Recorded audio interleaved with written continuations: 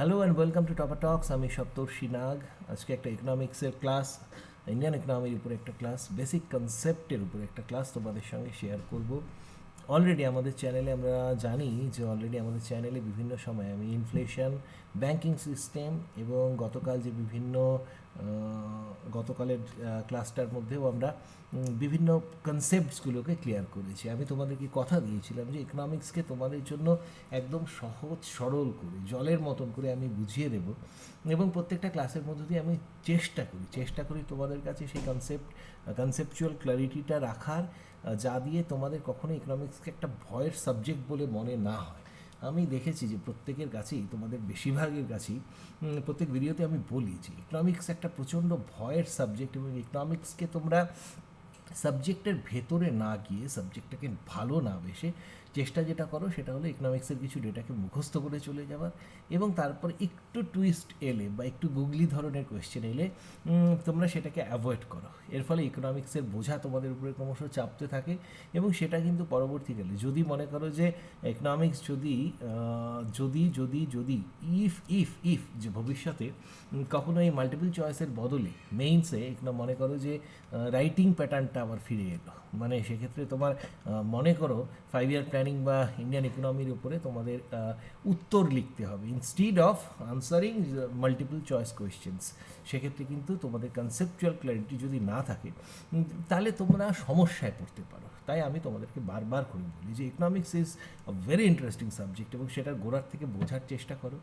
তারপর তোমাদের দেখবে, মানে ইট ডাজন্ট মিন যে তোমরা কোনোভাবেই এটাকে পরীক্ষা ক্লিয়ার করার জন্য পড়ো না। Please, it's my honest request to all of you যে তোমরা economics is such a good thing. প্রত্যেক দিন নিউজ পেপারের নিয়ারলি 30% দেখবে যে ইকোনমিক্সের উপর খবর কিন্তু থাকে, কিন্তু আমরা সেগুলোকে মিস করে যাই। আমরা ডাইরেক্ট ভাবি যে কোনো জায়গাতে ইকোনমিক্সের ডাইরেক্ট যে নিউজগুলো, কিন্তু এগ্রিকালচারাল প্রোডাকশন বলো, বেকারত্ব বলো, সব কিছুই কিন্তু আমাদের ইকোনমিক্স সঙ্গে যুক্ত রয়েছে।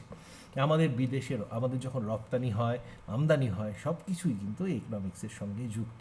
আমরা দেখছি যে কিছুদিন আগে গভর্নমেন্ট একটা ঘোষণা করেছে যে ফরেন ডাইরেক্ট ইনভেস্টমেন্টের ক্ষেত্রে গভর্নমেন্ট একটা ক্যাপিং করে দিয়েছে, কারণ এই ইকোনমিক ক্রাইসিসের সময় আমরা দেখছি যে বিভিন্ন ছোটোখাটো কোম্পানিগুলোর তাদের একটা আর্থিক দুর্বলতা হচ্ছে। এর ফলে যেটা গভর্নমেন্ট অ্যাপ্রিহেন্ড করছিল যে বড় বাইরের বিদেশি যে অর্গানাইজেশনগুলো আছে, এমএনসিগুলো, তারা কি করবে যে এই সমস্ত ছোট কোম্পানিগুলোকে তারা অধিগ্রহণ করে নেবে, এবং এর ফলে কি হবে যে ডোমেস্টিক যে কম্পিটিশনটা, সেই কম্পিটিশনটা পুরোপুরিভাবেই সেটা ধাক্কা খাবে, এবং বাইরের দেশের কোম্পানিগুলো এসে স্বদেশি কোম্পানিগুলোকে পুরোপুরি স্ম্যাশ করে তারা নিজেদের আধিপত্য বিস্তার করবে। কিন্তু ইন্ডিয়া অলরেডি তার উপর একটা ক্যাপিং দিয়েছে, যেটার জন্য তোমরা লক্ষ্য করে থাকবে 2-3 দিন আগে একটা নিউজ এসেছিল যে চায়না WTO এগ্রিমেন্ট ব্রেক হয়েছে বলে ইন্ডিয়ার এই পলিসিটার মধ্য দিয়ে সেটা নিয়ে একটা কমপ্লেন জানিয়েছে। এবার এগুলো খুব ইন্টারেস্টিং জিনিস, কিন্তু তুমি যদি ফরেন ডাইরেক্ট ইনভেস্টমেন্ট ডাইরেক্ট জিনিসটাকেই না জানো, তাহলে এই জিনিসটা তোমার কাছে কোনো দিনই আগ্রহ দেবে না। তুমি যদি ফরেক্স রিজার্ভ না জানো, ইন্ডিয়ান ইকোনমিকে তুমি বুঝতে পারবে না। এবার ফরেন ডাইরেক্ট ইনভেস্টমেন্ট তুমি যদি জাস্ট মুখস্থ করার জন্য পড়ো, তাহলে দেখবে যে ফরেন ডাইরেক্ট ইনভেস্টমেন্টের ক্ষেত্রে ইন্ডিয়াতে খুব ইম্পর্টেন্ট নাম হচ্ছে মরিশাস। এবার মরিশাস একটা খুব ছোট্ট দেশ, কেন মরিশাস ফরেন ডাইরেক্ট ইনভেস্টমেন্ট ইন্ডিয়ার সঙ্গে যুক্ত সেটা তুমি কোনোদিনই বুঝতে পারবে না, আনলেস তুমি যদি সমস্ত নেটিগ্রিটিসগুলোকে তোমরা বুঝতে চেষ্টা করো। যাই হোক, গতকাল আমি যেটা কথা দিয়েছিলাম যে তোমাদের সঙ্গে শেয়ার করেছিলাম যে কালকের ক্লাসটাকে আমি আরও একটা পার্টে পরবর্তীকালে তোমাদের সঙ্গে শেয়ার করব, পারচেসিং পাওয়ার প্যারিটি বা যে জিডিপি, এই রিলেটেড আরও একটা ক্লাস হবে। তারপরে আমি ন্যাশনাল ইনকাম, জিএনপি সব কিছুই আলাদা আলাদা করে ক্লাস করব তোমাদের জন্য। সেটা করব যাতে তোমাদের ইকোনমিক্সটা, অন্তত আমার দায়িত্ব এই চ্যানেলটার থেকে তোমরা যেন সম্পূর্ণভাবে বুঝে নিতে পারো, এবং সেই সঙ্গে সঙ্গে কিছু ভোকাবুলারি ক্লাসও আমি তোমাদেরকে নেব। এটাও আমি কমিট করেছিলাম, সেটাও আমি নিতে থাকবো। অনেকে তোমরা আমার কাছে ডিমান্ড করেছে যে আমি যেমন করে বুঝাই সেরকম করে যদি অঙ্কের কিছু ক্লাস নিতে পারি। অ্যাকচুয়ালি অঙ্কের ক্লাসের জন্য অনেক কিছু টুলস প্রয়োজন হয়, সেগুলো এই মুহূর্তে আমার পক্ষে আমি সেরকমভাবে সেট আপ ছাড়াই ভিডিওগুলো করি বলে একটু সমস্যা, but still I will try যে বেসিক কিছু এলিমেন্টারি ম্যাথমেটিক্সের কিছু যারা একেবারেই একেবারেই নভিস অঙ্কের ক্ষেত্রে, একেবারেই দুর্বল, তাদের জন্য কিছু যেন টিপস অ্যান্ড ট্রিক্স যাতে তোমাদের সঙ্গে শেয়ার করতে পারি, সেটা আমি চেষ্টা ডেফিনেটলি করব। নাও কামিং ব্যাক টু আজকের টপিক। আজকের টপিকটা তোমাদের সঙ্গে একটা খুব খুব খুব মানে বলতে পারো যে ইকোনমিক্সের যদি তিনটে পরীক্ষার জন্য প্রিপারেশনের জন্য যদি তিনটে ইস্যু সবচেয়ে গুরুত্বপূর্ণ থেকে থাকে, তাহলে তার মধ্যে সবচেয়ে ইম্পর্টেন্ট একটা পার্ট আজকে আমরা আলোচনা করব। সুতরাং খুব মন দিয়ে বুঝবার চেষ্টা করো এবং সেটাকে তোমরা অ্যাপ্লাই করো। তোমরা যখন পড়াশুনো বিভিন্ন কোয়েশ্চেন্সগুলো যখন পাবে, সেখান থেকে এই আমার যে এই তোমাদেরকে বোঝানোটা সেটাকে অ্যাপ্লাই করবার চেষ্টা করো। সো আজকের পুরো ক্লাসটা হবে বিভিন্ন ব্যাংকের যে বিভিন্ন রেটসগুলো আছে সেই রেটগুলোর মধ্য দিয়ে। আচ্ছা, এখন আমরা একটা ইকোনমিক ক্রাইসিসের মধ্যে, ফাইন্যান্সিয়াল একটা ক্রাইসিসের মধ্য দিয়ে চলছি। যখনই কোনো একটা ফাইন্যান্সিয়াল ক্রাইসিস হয়, যখনই এরকম একটা রিসেশন পিরিয়ড চলে, তখন সরকারের সবচেয়ে বড় চিন্তা হয় যে বাজারে অর্থের যোগান নেই, সাধারণ মানুষের পারচেসিং পাওয়ারটা কমে গেছে, ক্রয় ক্ষমতা কমে গেছে। কারণ সাধারণ প্রচুর মানুষ জবলেস হয়ে যাচ্ছে, আমরা দেখছি। যদি জবলেস নাও হয়, তাদের পকেটে পয়সা কমে যাচ্ছে। এর ফলে কী হচ্ছে, যখনই পয়সা কমছে তখন বাজারে এই যে রকমারি প্রোডাক্টস রয়েছে, সেই প্রোডাক্টসগুলো বিভিন্ন রকমের হতে পারে। সেটা বাড়ির থেকে শুরু করে, গাড়ির থেকে শুরু করে, এবং সেটা ছোটোখাটো তোমার একটা বাজারের একটা বাটার বা ঘিও হতে পারে। এবার মুশকিলটা হলো, তুমি যখন তোমার পকেটে পয়সা থাকছে না, এবং ইকোনমিক্সটা পুরোপুরি একটা বিহেভিয়ারাল মানে সাইকোলজিক্যাল প্যাটার্নের উপরে ডিপেন্ড করে। মানে বাজারে পয়সা আছে, এবার তুমি পাশের লোকটাকে দেখছো যে সে গাড়ি কিনছে, তোমারও ন্যাচারালি তোমার মধ্যে একটা মানে বিহেভিয়ারাল চেঞ্জ আসবে, যে তোমারও মনে হবে না আমিও গাড়ি কিনি। এবার তুমি কিন্তু ভাববে না গাড়িটা তোমার কতটা দরকার, মানে এটা তোমার বেসিক নিড কিনা। এবার তোমাকে প্রত্যেক দিন 100 কিলোমিটার দূরে একটা কোনো জায়গায় যেতে লাগে, যেখানে কোনো প্রাইভেট মানে পাবলিক কনভেনিয়েন্স কিছু নেই সেক্ষেত্রে, এবং তুমি একটা গাড়ি অ্যাফোর্ড করতে পারো, দেন কার বিকামস ইয়োর নেসেসিটি। কিন্তু তোমার কাছে সমস্ত পাবলিক কনভেন্সগুলো আছে, এবার তারপরে তোমার অফিস যাওয়ার জন্য মেবি সুযোগ আছে বা অফিসের গাড়ি রয়েছে, তা সত্ত্বেও তোমার পকেটে একটা বাড়তি পয়সা রয়েছে। ওকে, তখন সেই পয়সাটাকে তুমি খরচা করার কোনো রাস্তা খুঁজে পাচ্ছ না। Now you will go for luxury. তখন তোমার মনে হবে যে আমি গাড়ি কিনবো। গাড়িটা তোমার বেসিক নিডও নয়, মেবি মাসে 2 দিন তোমার সেই গাড়িটা ইউজ হবে, কিন্তু তখন মানুষের লাক্সারিটা চলে আসে বেসিক নিডটাকে ওভারকাম করে। কিন্তু আজকের যে সিচুয়েশনটা, আজকে বর্তমানে আমরা যে আর্থিক পরিস্থিতির মোকাবিলা করছি, সেই পরিস্থিতিতে কিন্তু বাড়ি গাড়ি এগুলো একটা বিলাসিতা হয়ে যাচ্ছে, এবং এই বিলাসিতার ফলে কি হচ্ছে, যে আমরা দেখতে পাচ্ছি যে আমরা এই সময় আমরা দেখতে পাচ্ছি যে এই বিলাসিতার মধ্যে মানুষের কাছে বেসিক নিডসের পর্যন্ত টাকাটা কিন্তু পৌঁছচ্ছে না। এর ফলে সরকার কি করছে, বিভিন্নভাবে, যেমন আমরা কিছুদিন আগে দেখলাম যে সেন্ট্রাল গভর্নমেন্ট বলো বা রাজ্য সরকার বলো, যে মানুষের অ্যাকাউন্টে টাকা ঢোকাচ্ছে। তার ফলে কী হচ্ছে, মানুষ সেই টাকাটাকে কালেক্ট করে সেটা দিয়ে বাজার থেকে কিছু কিনতে পারছে, ফলে ইকোনমিকে নর্মাল রাখার, সচল রাখার একটা ব্যবস্থা দেওয়া হয়েছে। কিন্তু এই পুরোটাই সিস্টেমটা কতগুলো বিষয়ের উপর ডিপেন্ড করে থাকে। এবার আমরা সেটার মধ্যে আলোচনা করতে শুরু করি। তোমার ইমিডিয়েটলি কিছু পয়সার দরকার, কিন্তু তোমার কাছে মনে করো তোমার ইনকামের সোর্সটা বন্ধ হয়ে গেছে। এবার তোমার কাছে কিছু প্রপার্টিজ রয়েছে। কী কী প্রপার্টিজ রয়েছে? মনে করো তোমার কাছে একটা বাড়ি রয়েছে বা একটা জমি রয়েছে, ঠিক আছে? এইগুলো হচ্ছে তোমার সিকিউরিটি, প্রাইভেট সিকিউরিটি, তোমার নিজের সিকিউরিটি। এবং এটা তোমার যখন পয়সা খুব দরকার পড়েছে, সেই মিস্টার এক্সের ইমিডিয়েটলি পয়সার দরকার পড়েছে, উনি কী করবেন, এই পয়সার জন্য ব্যাংকের কাছে অ্যাপ্রোচ করবেন। উনি বললেন যে আমার এই মুহূর্তে ইনকাম কিছু নেই, ফলে আমার ইনস্টলমেন্টের আমি হয়তো আপনাকে দিতে পারবো না, কিন্তু আমি কিছুর বিনিময়ে এই পয়সাটা আপনার কাছ থেকে নেব, ব্যাংকের কাছ থেকে নেব। তখন বললো কিসের বিনিময়? তখন বললো যে আমার কাছে একটা বাড়ি আছে, এই বাড়িটা আমি মর্টগেজ রাখলাম, তার বিনিময়ে ব্যাংক মিস্টার এক্সকে কিছু পয়সা দিয়ে দিল, ঠিক আছে? এবার মিস্টার এক্স সেই পয়সাটাকে নিয়ে ব্যবসা চালানো শুরু করলেন। তারপরে তার কাছে পয়সা আসা শুরু হলো। তিনি কি করলেন, এই বাড়িটাকে এবার ব্যাংকে পয়সা দিয়ে এই বাড়িটাকে নিয়ে নিলেন। তাহলে দেয়ার ওয়াজ অ্যান এগ্রিমেন্ট যে আমি এই টেনিউরের মধ্যে আমাকে 1 লাখ টাকা ধার দেওয়া হয়েছিল বা 10 লাখ টাকা ধার দেওয়া হয়েছিল, তার ইন্টারেস্ট এই 1 বছরের মধ্যে দিলে তাকে এত রেটে আমাকে ইন্টারেস্ট হলো, 1 লক্ষ মনে করো 15,000 টাকা আমার ইন্টারেস্ট সমেত প্রিন্সিপাল দাঁড়িয়েছে। এবং আমি এই 1 বছর পরে আমার যখন জোগাড় হয়েছে, তখন আমি কি করলাম, বাড়িটাকে আবার নিয়ে নিলাম, ব্যাংকে 1,15,000 টাকাটা দিয়ে দিলাম। আমি টেম্পোরারি আমার 1 বছরের যে ক্রাইসিসটা হয়েছিল, সেই ক্রাইসিসটাকে আমি ওভারকাম করে গেলাম, বা মিস্টার এক্স ওভারকাম করে গেলেন। এইটা বেসিক ফান্ডা। কিন্তু এক্ষেত্রে আমরা কিসের বলছি? প্রাইভেট সিকিউরিটির।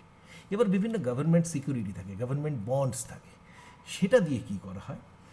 রিজার্ভ ব্যাঙ্ক, মনে করো একটি ব্যাংক রয়েছে, একটি ব্যাংক, এবার সেই ব্যাংকেরও এরকম পয়সার ক্রাঞ্চ হয়েছে, ঠিক আছে?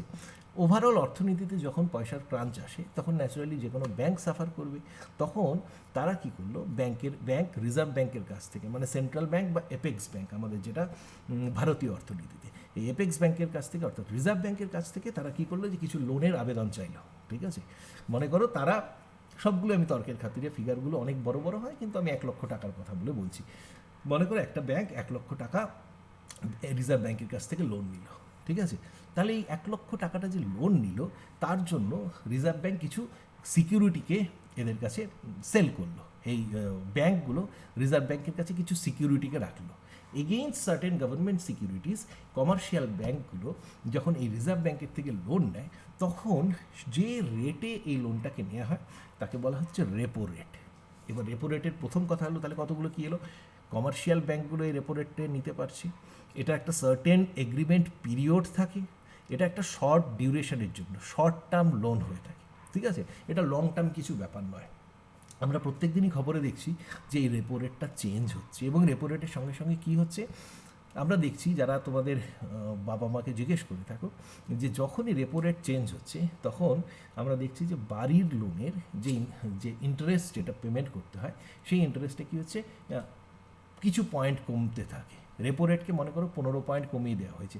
এবার তুমি ইন্টারেস্ট দিতে মনে করো 8% রেটে হোম লোনের ইন্টারেস্ট দিতে, সেটা 15 পয়েন্ট কমে গিয়ে 7.85 হয়ে যাবে। আজকের ডেটে রেপোর এবং হোম লোন ইন্টারেস্ট দুটোকে কিন্তু মানে সেম বেঞ্চমার্কের মধ্যে রাখা হয়েছে। তাহলে আমরা কি বুঝছি? রেপো রেট হচ্ছে যে রেটে রিজার্ভ ব্যাংক কমার্শিয়াল ব্যাংকগুলোকে লেন্ড করছে against certain government securities for an agreement, ঠিক আছে, for a specific short period of time, সেটাকে বলছি আমরা রেপো রেট, যার সঙ্গে কি ওতপ্রোতভাবে জড়িত রয়েছে? Home loan. তাহলে আমরা যখনই পেপারে আমরা খবর পড়ি যে এত সূচক রেপো রেট কমেছে, তার ভিত্তিতে হোম লোন ইন্টারেস্ট রেট কমেছে, তাহলে আমাদের কাছে আর বুঝতে কোনো অসুবিধা থাকবে না। আজকের ডেটে এই রেপো রেটটা ইন্ডিয়াতে কত? 4.4%। তাহলে এটা গেল রেপো রেট, যেটা দিয়ে অর্থনীতিকে আমরা দেখছি যে রিজার্ভ ব্যাংক দেশের অর্থনীতিকে কন্ট্রোল করছে। এরপরে মনে করো কোনো সিকিউরিটি দরকার নেই, আমি ব্যাংকের কাছে একটা পার্সোনাল লোন চাইতে গেলাম, আমার যথেষ্ট ক্রেডিবিলিটি আছে, ব্যাংক আমাকে বললো ঠিক আছে কিছু টাকা আমরা দিয়ে দেবো। তাহলে এবার ব্যাংক সেই টাকাটা কিছু কোথার থেকে পাচ্ছে? রিজার্ভ ব্যাংকের থেকে। তখন কি করছে? রিজার্ভ ব্যাংকগুলোকে একটা সার্টেন রেটে পার্সেন্টেজে লোন দিচ্ছে বড় সময়ের জন্য, ঠিক আছে? মনে করো 20 বছর, 30 বছর, এরকম একটা বিগ পিরিয়ডের জন্য, লং পিরিয়ডের জন্য রিজার্ভ ব্যাংক যখন যে রেটে এই ব্যাংকগুলোকে লোন দেয়, সেটা হলো, তাকে কি বলা হয়? Bank rate. তাহলে ফার্স্টে এলো রেপো রেট, যেটা একটা শর্ট পিরিয়ডের জন্য, এটা সার্টেন এগ্রিমেন্টের ভিত্তিতে। এরপরে আসছে কি? ব্যাংক রেট, যেটা হচ্ছে উইদাউট এনি সিকিউরিটি। যে কোনো ব্যাংককে রিজার্ভ ব্যাংক যে কোনো টাকা যখন ধার দিচ্ছে, যে রেটে ধার দিচ্ছে, সেটাকে বলা হচ্ছে ব্যাংক রেট অবশ্যই রেপো রেটের চেয়ে বেশি হবে, এবং এই ব্যাংক রেট বা রেপো রেটের ভিত্তিতে ব্যাংকের কাছে কিছু টাকা চলে এসছে, ঠিক আছে? টাকাটা চলে এসছে কেন? আজকের ডেটে ব্যাংকের কাছে রিজার্ভ ব্যাংক যত টাকা প্রোভাইড করবে, ব্যাংক তত, এবং কম রেটে, কম হারে ব্যাংক যত রিজার্ভ ব্যাংকের থেকে টাকা পাবে, তত ব্যাংকের লোন দেওয়ার ক্ষমতাটা বাড়বে। যত ব্যাংকের লোন দেওয়ার ক্ষমতা, কম ইন্টারেস্টে লোন দেওয়ার ক্ষমতা বাড়বে, তত মানুষ কী করবে? ব্যাংকের থেকে লোন নেবে। যত মানুষ ব্যাংকের থেকে লোন নেবে, তত মানুষ সেই টাকাটাকে বাজারে খাটাতে পারবে। বাজারে খাটাবে কী করে? সেটা মনে করো একটা মানুষের কাছে যখনই পয়সা এলো, মানুষ সেই পয়সা দিয়ে বাড়ি কিনলো, গাড়ি কিনলো, নিদেন পক্ষে সেই পয়সা দিয়ে তুমি বাজারে গিয়ে দোকানপাট করলে, জামা কাপড় কেনা শুরু করলে, ঠিক আছে? তার মানে অর্থনীতি কিন্তু সচল হওয়া শুরু করলো। ইমিডিয়েট যে ফাইন্যান্সিয়াল ক্রাইসিসের ক্ষেত্রে যেগুলো দেখা যায়, যে বাড়ি কেনা, জমি কেনা, এগুলো একেবারেই কমে যায়। তার কারণ কি? তার কারণ হচ্ছে ইনভেস্টারের কাছে তো পয়সাই নেই। ইনভেস্টার যে একটা বাড়ি করবে, সেই বাড়ি করার জন্য ইনভেস্টারের কাছে পয়সা নেই। তুমি বাড়ি কিনবে, তার জন্য তোমার কাছে পয়সা নেই। সঙ্গে সঙ্গে তাহলে কি হলো? ব্যাংক কী করছে? রিজার্ভ ব্যাংক রেপো রেটকে কমিয়ে দিয়েছে। তার মানে ব্যাংক ইনভেস্টারকে পয়সা দিচ্ছে কম রেটে, ইনভেস্টারের কাছে কিছু পয়সাটা চলে এসছে। ব্যাংক তোমাকে হোম লোন দিয়ে দিচ্ছে কত? আরও মানে খুব রেট কম করে দিচ্ছে, তুমি তখনই ভাবছো পরে আমাকে যদি আমি এই হোম লোনটা নিতে যাই তাহলে আমাকে অনেক টাকা ইন্টারেস্ট বেশি দিতে লাগবে, এই মুহূর্তে হোম লোন ইন্টারেস্ট কম আছে, তাহলে আমি কী করি, আমি ব্যাংকে গিয়ে হোম লোনটাকে নিয়ে নিই। তাহলে কি হচ্ছে, ইনভেস্টারের কাছেও পয়সা এসছে, তুমি হচ্ছে ক্রেতা, তোমার কাছেও পয়সা এসছে, বাজারে ইন্টারেস্ট রেটটাও কম আছে কারণ রেপো রেটটা কম ছিল, কারণ ব্যাংক রেটটা কম ছিল, সুতরাং তোমাকে ব্যাংক যে রেটে ইন্টারেস্ট দিচ্ছে সেটাও কম আছে। তাহলে কী করলে, তুমি গিয়ে জিনিসটা ক্রয় করলে, এবার তুমি ক্রয় করছো, বিক্রেতা বিক্রয় করছে, বাজারে অর্থনীতির মধ্যে একটা ব্যালেন্স এক্সিস্ট করছে। এটাই গভর্নমেন্টের যে মনিটারি পলিসি তার বেসিক কথা, ঠিক আছে। এই ক্রয় এবং ব্যয়ের যে সাযুজ্যটা বজায় রাখা, সাপ্লাই এবং ডিমান্ডের সাযুজ্য বজায় রাখা, মনিটারি ফ্লোটাকে বজায় রাখা, অর্থনীতিতে একটা ব্যালেন্স রাখা। কিন্তু ফিনান্সিয়াল ক্রাইসিসের ক্ষেত্রে আমরা দেখি যে এই ব্যালেন্সটা নষ্ট হয়ে যায়। তাহলে আমরা তিনটে জিনিস জানতে পারলাম, রেপো রেটের উল্টোটা হচ্ছে রিভার্স রেপো রেট, ডেফিনেটলি। এবার রেপো রেটটা যত কমতে থাকে তত হোম লোনের ইন্টারেস্ট রেটটাও কমতে থাকে। রেপো রেটের পরে আসছে ব্যাংক রেট মানে কি, ব্যাংক রেট মানে হলো যে রেটে কোনো সিকিউরিটি ছাড়া রিজার্ভ ব্যাংকগুলোকে লোন দেয় সেটা হলো ব্যাংক রেট। এরপরে আসছে প্রাইম লেন্ডিং রেট কি, প্রথমে আমরা দেখলাম রিজার্ভ ব্যাংক থেকে ব্যাংকে এলো, এবার ব্যাংক কাস্টমারকে যে রেটে ইন্টারেস্ট দেবে সেটাই হলো হচ্ছে প্রাইম লেন্ডিং রেট। তাহলে ব্যাংক রেট সবসময় রেপো রেটের চেয়ে বেশি হবে, প্রথম কথা। প্রাইম লেন্ডিং রেট মানে ব্যাংক যে রেটে একটা টাকা নিয়েছে সেটা যখন ব্যাংক খাটাবে তাহলে ডেফিনেটলি ব্যাংকের এই ব্যাংক রেট বা রেপো রেটের চেয়ে অনেক বেশি হবে তার প্রাইম লেন্ডিং রেটটা, নাহলে ব্যাংকের কিছু কোথার থেকে প্রফিট থাকবে, ব্যাংকের টাকা নিজস্ব টাকা ইনকামটা কোথার থেকে হবে। তার মানে প্রাইম লেন্ডিং রেট হলো এই তিনটে রেটের মধ্যে সবচেয়ে বেশি। সেকেন্ডে কে থাকছে, ব্যাংক রেট, সবচেয়ে কম রেপো রেট।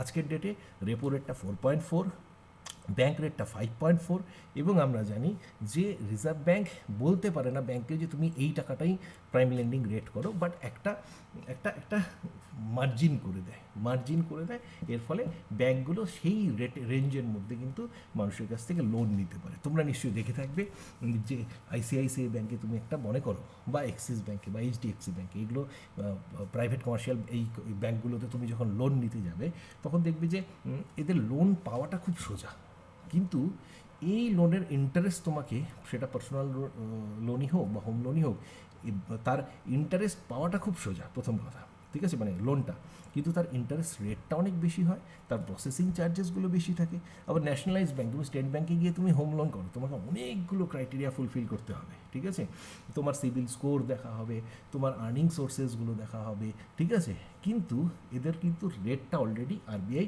একেবারেই বেঁধে দিয়েছে এবং সেই বাধা রেটের থেকে ওরা ওরা সেই রেটের মধ্যেই থাকবে, ঠিক আছে। সুতরাং এই কারণে আমরা দেখে থাকি সাধারণত যে গভর্নমেন্ট ব্যাংক, এই ন্যাশনালাইজ ব্যাংকগুলোর ক্ষেত্রে যে রেটগুলো অনেকটাই প্রাইভেট ব্যাংকের থেকে কম থাকে। আবার প্রাইভেট ব্যাংক দাবি করে যে আমরা হ্যাসেল ফ্রি সার্ভিস প্রোভাইড করে থাকি। ইদানিংকালে কম্পিউটারাইজেশন যুগে আমরা দেখছি কিন্তু যে আমাদের রাষ্ট্রায়ত্ত ব্যাংকগুলো কিন্তু ঠিক মানে সঠিক পরিষেবাই মানুষকে দিতে পারছে। এবং আজকের ডেটে আমি ব্যক্তিগতভাবে যেমন একেবারেই প্রাইভেট ব্যাংকের কনসেপ্টটাতে একেবারেই ব্যক্তিগতভাবে বিশ্বাস করি না, ঠিক আছে, এবং কারণ আমরা দেখছি যে বিভিন্ন সময়ে যে ব্যাংকগুলোতে যে ঘটনাগুলো ঘটছে, কিন্তু আই স্টিল যে গভর্নমেন্ট যেহেতু সবগুলো ক্ষেত্রেই লক্ষ্য রাখে এবং গভর্নমেন্ট অনেক সময় এন্ডোর্স করে প্রাইভেট ব্যাংকগুলোকে, যে বিভিন্ন গভর্নমেন্ট স্কিমগুলো সেগুলো প্রাইভেট ব্যাংকে রাখা বিভিন্ন সময় আমরা দেখেছি যে হতে। আমার ব্যক্তিগত ওপিনিয়নে যেমন আমি সবসময় রাষ্ট্রায়ত্ত ব্যাংককে পছন্দ করে থাকি, এটা আমার ব্যক্তিগত ওপিনিয়ন।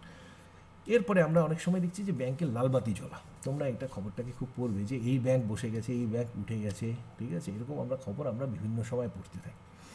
কিছুদিন আগেই তোমরা কিছু একটা খবর পেয়েছিলে এবং যখনই দেখো যে এরকম ব্যাংক হয় তখন আমরা দেখছি যে কোনো একটি ন্যাশনালাইজ ব্যাংক সেই ব্যাংকটিকে সাহায্য করতে এগিয়ে আসে, বা কিছু টেকনিক্যাল টার্মস আমরা পড়ে থাকি যেগুলো সেই ব্যাংকের রেস্কিউ করে থাকি। এই টার্মগুলো কী কী, আমরা স্ট্যাচুটারি লিকুইডিটি রেশিও একটা জানি, সিআরআর বা ক্যাশ রিজার্ভ রেশিও, এই দুটো টার্ম, এই দুটো রেশিও আমরা জানি।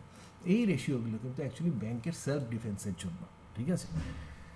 তুমি যখন একটা ব্যাংক অপারেশন হচ্ছে, এবার সেই ব্যাংক অপারেশনের সময় কি হয়, যে ব্যাংককে একটা মিনিমাম টাকা কি করতে লাগে, এই আরবিআইয়ের সঙ্গে তাদেরকে বিভিন্ন যে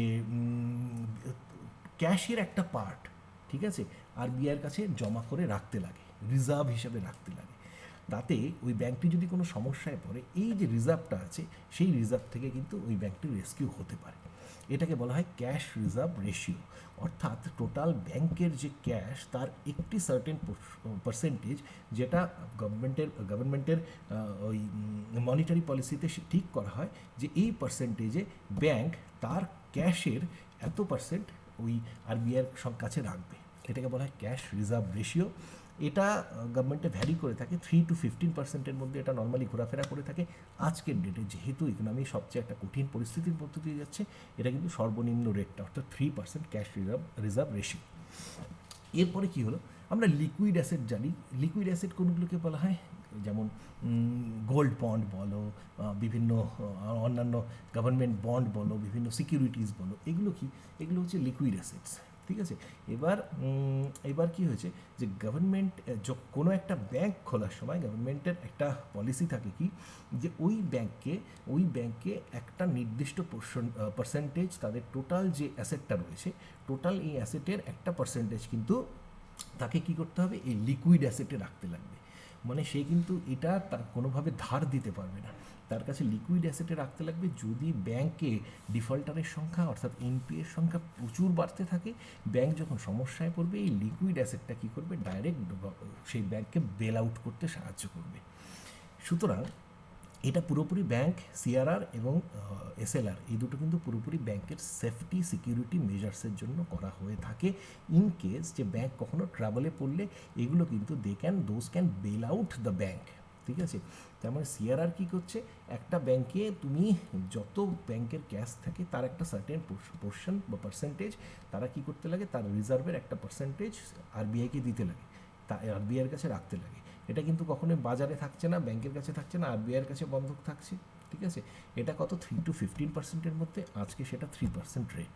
আরেকটা রেট কি, এবং তুমি দেখতে পাচ্ছ, তুমি যখন এই আরেকটা রেট যেটা বললাম যে স্ট্যাচুটরি লিকুইডিটি রেশিও, এসএলআর মানে কি, প্রত্যেক ব্যাংককে একটা নির্দিষ্ট পার্সেন্টেজ অফ তাদের টোটাল অ্যাসেট তাকে কী করতে লাগছে, বিভিন্ন গভর্নমেন্ট সিকিউরিটিস, গভর্নমেন্ট বন্ড, বিভিন্ন গোল্ড বন্ড, এগুলো মানে মেটাল বন্ড যেগুলোকে আমরা বলি, তার মধ্যে রাখতে লাগছে। সেটাকে কখনোই ক্যাশ ফ্লোতে রাখা যাবে না, বা সেটাকে এই লেন্ডিং সিস্টেমের মধ্যে রাখা যাবে না।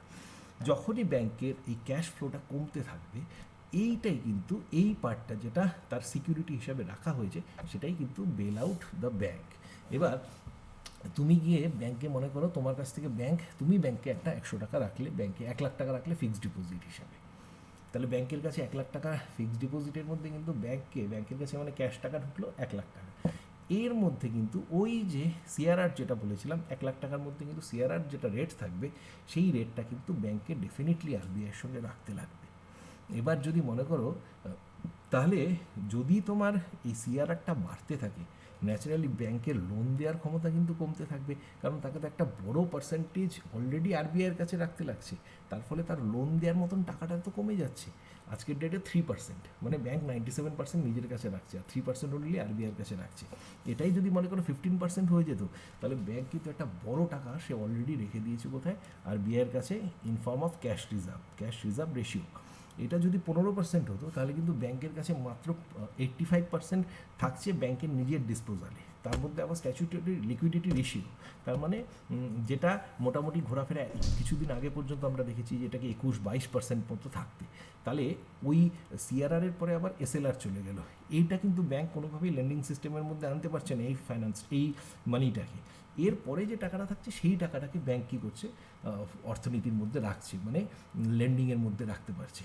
তাহলে সিআরআর এবং এসএলআর যত বাড়বে, ব্যাংকের তত ধার দেওয়ার ক্ষমতাটা কমতে থাকবে, এবং এটা খুব স্ট্রিনজেন্ট ইকোনমিক মেজার, যেটা গভর্নমেন্ট মানে এই মুহূর্তে কোনোভাবেই নেবে না। এই মুহূর্তে সবগুলো রেটই কিন্তু আমরা দেখছি যে খুব কম রয়েছে, যাতে ব্যাংকের হাতে মানে লেন্ড করার মতন, মানে ধার দেওয়ার মতন যে কারেন্সিটা, সেটা অনেক বেশি থাকে, যার ফলে ইকোনমিক যে সচলতা সেটা বজায় থাকতে পারে। এইটা বেসিক ইকোনমির কথা। এই জিনিসগুলোর উপরে আমি আরও আলোচনা করব। এটা কিন্তু আজকের একটা প্রথম ক্লাস।